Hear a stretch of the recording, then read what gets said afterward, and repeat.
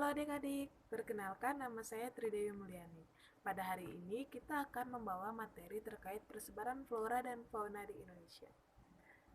Tentu saja, flora dan fauna sudah tidak asing lagi kan di telinga kita. Sebelum pembelajaran dimulai, ada baiknya kita berdoa terlebih dahulu menurut kepercayaan dan keyakinan kita masing-masing. Berdoa dimulai. Berdoa selesai. Sebelum pembelajaran dimulai, kakak ingin bertanya, bagaimana kabar kalian pada hari ini? Kakak harap baik-baik saja ya. Adapun tujuan dari pembelajaran pada hari ini yaitu kita dapat mengetahui lebih banyak terkait persebaran flora dan fauna di Indonesia. Baik, langsung saja kita mulai pembelajarannya. Indonesia memiliki flora dan fauna yang sangat variatif. Tidak sedikit tumbuhan serta satwa yang endemik yang hanya ditemukan di Indonesia saja. Secara umum, persebaran flora dan fauna di Indonesia dipengaruhi oleh letak geologisnya. Adapun letak geologis itu sendiri merupakan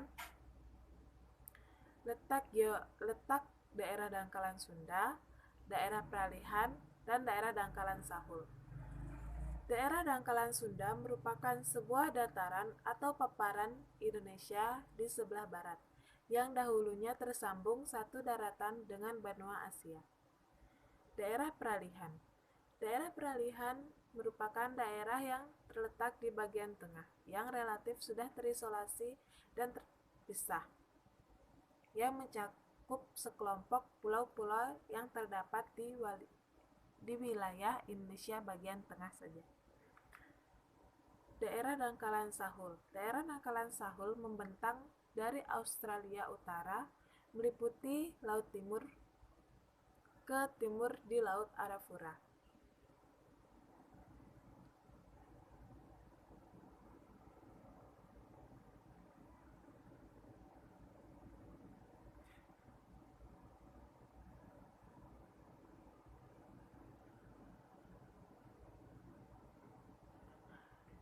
Adapun 3 macam garis yang menjelaskan mengenai terkait persebaran flora dan fauna di Indonesia, yaitu yang pertama garis Welsh adalah garis yang memisahkan wilayah geografi hewan Asia dengan hewan Australia. Yang kedua, garis Weber merupakan garis khayal berdasarkan kedalaman laut sebagai pembagi antara persebaran fauna di Asia dan Australia. Yang ketiga, garis Lydekker merupakan garis khayal untuk memisahkan antara wilayah Welsh dengan Indonesia bagian timur yang ditinggali oleh flora dan fauna yang bercorak.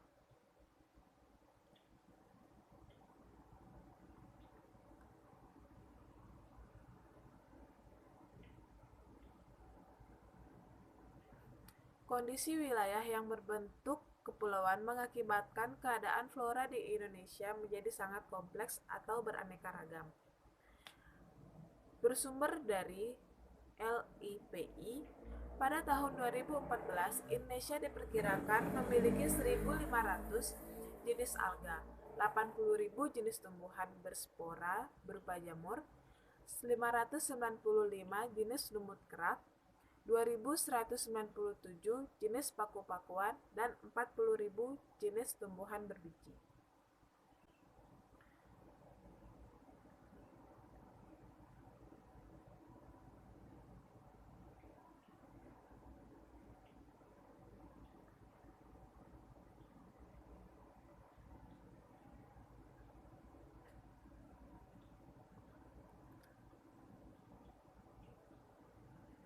Adapun karakteristik bioma di dunia, yaitu biosfer adalah lapisan yang terdiri dari tanah, air, dan udara,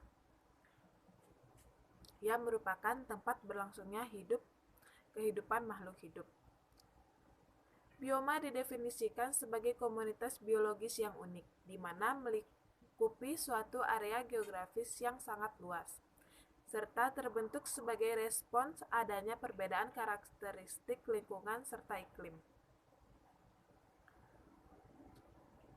Faktor-faktor yang mempengaruhi persebaran flora dan fauna antara lain iklim, suhu, kelembaban, angin, curah hujan, dan cahaya matahari.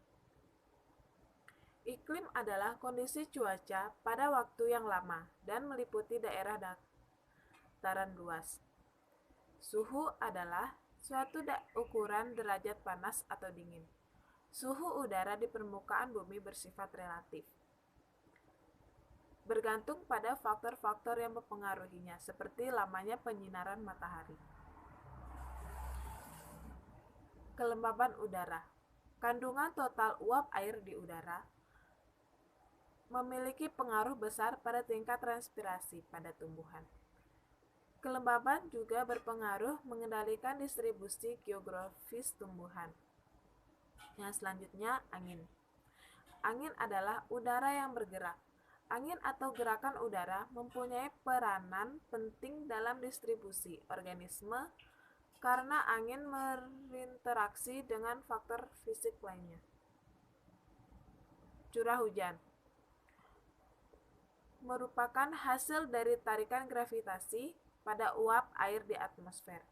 Jumlah curah hujan tahunan sangat mempengaruhi vegetasi serta populasi hewan di suatu daerah tertentu. Selanjutnya, cahaya matahari, yaitu di mana jumlah cahaya atau durasi dan intensitas cahaya di suatu wilayah menentukan jenis tumbuhan dan sebaran tumbuhan itu sendiri. Ada 3 kawasan utama persebaran flora dan fauna di Indonesia, yaitu bagian barat, di mana kawasan flora subregion Indonesia, Malaysia.